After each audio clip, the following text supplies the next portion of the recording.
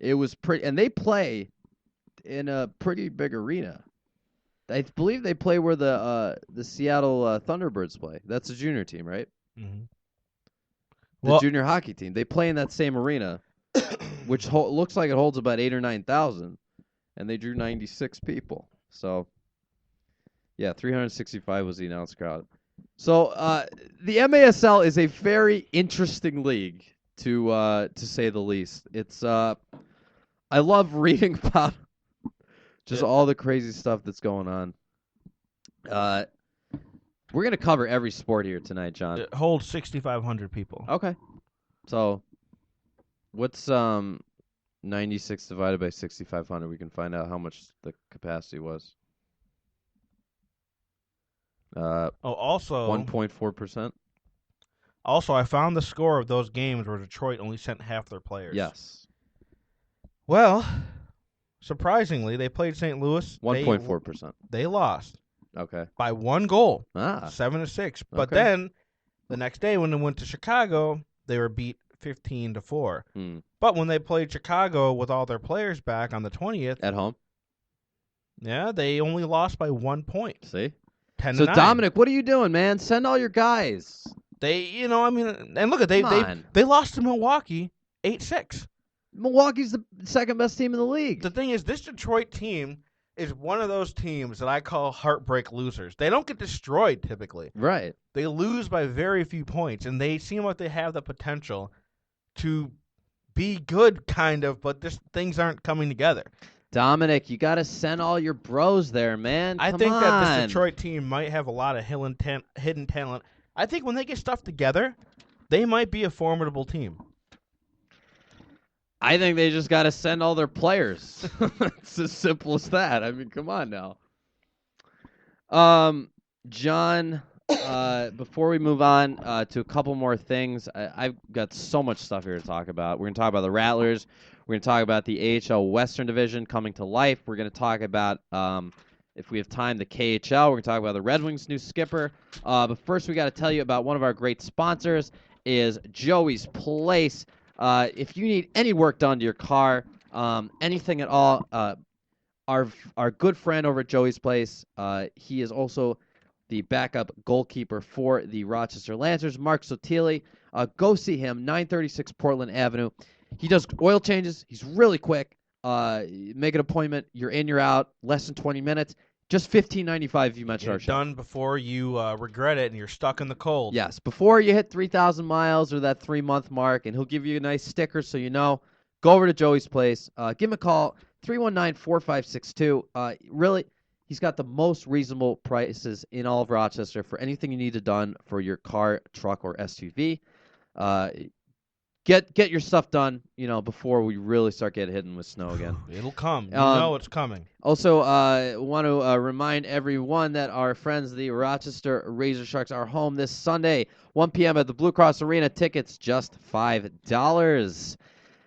And let's not forget about our favorite post-Razor Sharks place to go, or post-anywhere place to go. That is the Mirage.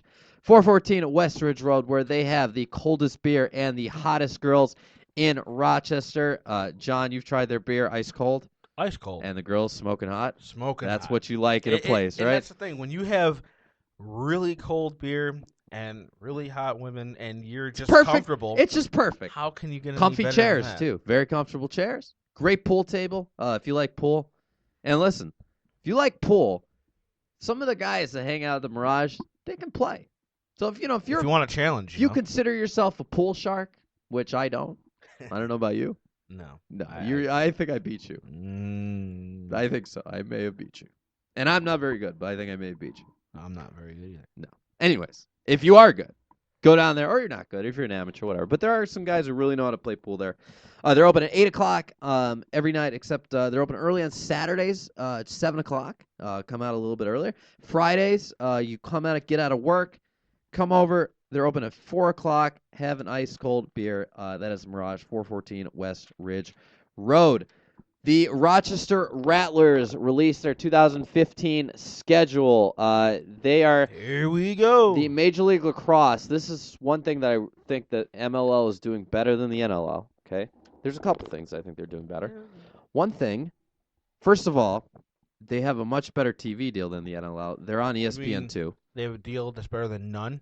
Yeah, well, okay, the NLL announced, this is another thing we could discuss, but they announced that they are going to be back on Universal Sports Network, but not live.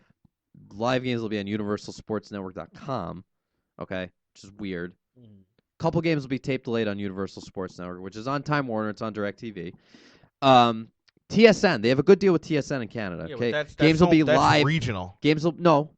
That's national. That's a national but platform. They're only going to cover the games in Toronto. Yes, but it's national. They're broadcast across Canada. You're going to see it across Canada, but the only people that actually have the deal are Toronto, so it's only a regional thing. They don't have it for Well, I'm not really sure what you're saying. I mean, the only games that are being broadcast are home games in Toronto, in Edmonton, in Calgary, or Vancouver. But that makes sense because it's Canada. So they want to showcase the Canadian team's home games. I didn't realize that they're doing Vancouver. There is one live game in Buffalo. TSN is coming down to Buffalo for a Toronto-Buffalo game. That's actually really good. So it's better than nothing. I retract what I said. It's better than nothing. That shows me exactly what I've been thinking. I really think that these leagues should do way more Canadian expansion, especially for lacrosse. That's their national sport. And I would love to see the NLL go back to Montreal. The Rochester and Toronto played a preseason game in Montreal a couple weeks ago. So many Canadian cities could have Ottawa, Montreal. Why can't Ottawa? Quebec City. Nova Scotia, Halifax. That's a stretch. You think it's a stretch to have Halifax? I think it's too small of a city. Rochester's already pretty small. They're gonna add Halifax. Halifax is the size of Batavia, dude. No, Halifax is not size. Halifax is the size of Rochester. No. It's much smaller. No, it's not. Look up the population. It's much smaller. I could tell you what it is, but I'll show you. All right. Anyways, one thing Major League Lacrosse does better, they have a deal with ESPN2, okay, where actual live games are on ESPN2 every week. They also have games on the regional sports network on DirecTV. You can go to like Fox Sports Arizona or something like that, and you'll see taped late MLL games a couple times a week. They have a much better television deal. Okay, well, the metropolitan area is considerably smaller than Rochester, okay. but all right. Thank you. It's not quite that small. All right, okay. The other thing the MLL is doing better, every team in the league is starting this season. Well, they have been. They're playing 14 games. There's 8 teams in the league. They have a balanced schedule, so every team plays everyone else twice. So it's like a traditional soccer style round robin. Everyone plays each other the same amount of times, so you get the same amount of competition in the league. This is something the NLL is not doing. The NLL still has, you play your division rivals 3 times, and you play some teams in the other division once and some teams twice. So it's a little bit different. So I think it's a little superior. Of course, it costs more in travel, but that's always going to hurt. Of course, but the MLL does only have one team on the West Coast, kind of West Coast, Denver, as opposed to the NLL has Edmonton, Vancouver, and Calgary, and then all the other teams except for Minnesota on the East Coast. So it's a little difference in travel, but I still think it's a superior way to go. The Rattlers open up their season Sunday, April 12th, 1 p.m. at Charlotte, and then the first home game is the following Sunday, 1 o'clock at home versus the New York Lizards.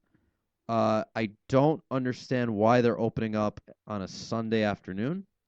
Maybe because I'm guessing because it's the middle of April, they don't want to play a night. Because it's Rochester, and it might be cold. But their second home game, May 9th, is on a Saturday night. That is odd. It makes sense. Ideally, you'd like them to not play any home games in April, because it's not going to draw very well.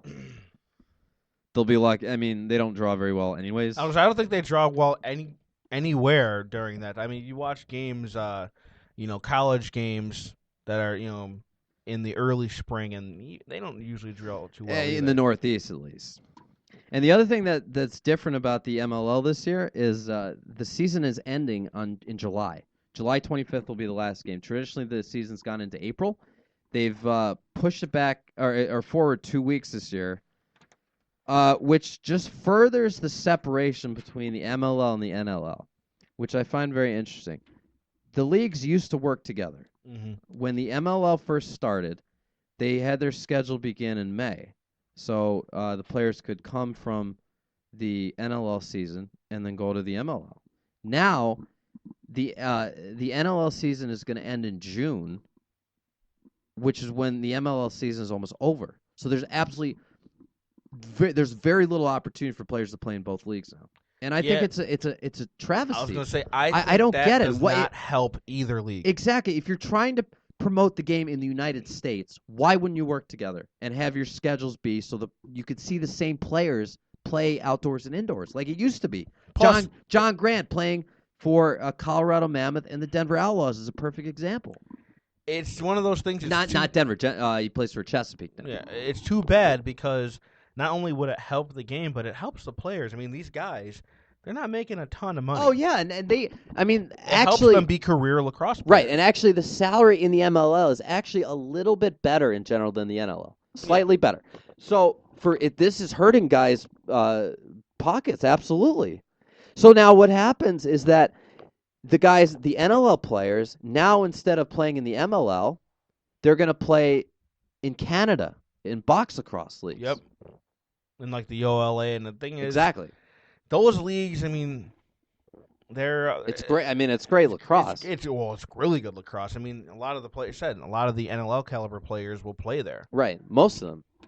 That's where most of them come from. They play the juniors, and then they go to NLL. I mean, but the thing is, this doesn't help us. This doesn't help the American. It doesn't help to grow the game. It helps the game in Canada. Well, the game in Canada doesn't really need much help. But it doesn't help us in the United States at all. So I don't understand it. Plus, why would you want to play games? Most of the MLL is located in the Northeast. You have Rochester, New York, Chesapeake, kind of in the Northeast. All right? Chesapeake in Maryland. You have Ohio. That's not the Northeast. Maryland? That's the mid. It's that's the mid-Atlantic. Okay, but places. What I'm trying to get at is places where it's still cold in April. Okay. Ohio. Even Charlotte, it's not even that warm in April. So why would you want to play in April? Why not wait until May, after the NLL season's already in the playoffs? You have the players play in both leagues. And you can, not freeze your fans. There's got to be a reason behind it. It doesn't make any sense. It probably to me, has something to do more with the college players, the college field players. Well, I was thinking about that, but the college game, they play in spring. So why would you want to play earlier so then the college players can't play in the MLL? It doesn't seem to make sense for anyone. They'll be playing after college, but I think it's more because I don't know. It probably has something to do with that. If I had to guess, I don't really know. But then why would they want to play more in the college season? You would think you'd want to play after the college season, so the guys can come from college, go directly into the pros. It doesn't seem to make any sense at all. Yeah, I don't know. It's an interesting thing. Unless it's a television thing. Maybe ESPN wanted the season earlier. That could be. Maybe they want less competition from other sports. That could be. I mean, well, let's think about it. What would be the difference be? College basketball. College basketball is over. You're right. Because April is baseball. Yeah, it'd be like the beginning of baseball. I don't know. We'll have to get. I'll do some work. We'll have to get someone from the MLL office on for an interview, and we'll. It very well might just be TV deal because you're right. It's not making much sense. Yeah, I don't know. Hockey news. Chris Taylor will be the newest member of the Amerks Hall of Fame. He will be inducted on January 10th against the Amerks will be playing Oklahoma City that night. And he will be the newest member of the Amerks Hall of Fame. He was also a guest on Sports Mumblings. So I don't want to take credit for him being selected, John, but I think we might have a little something to do with it.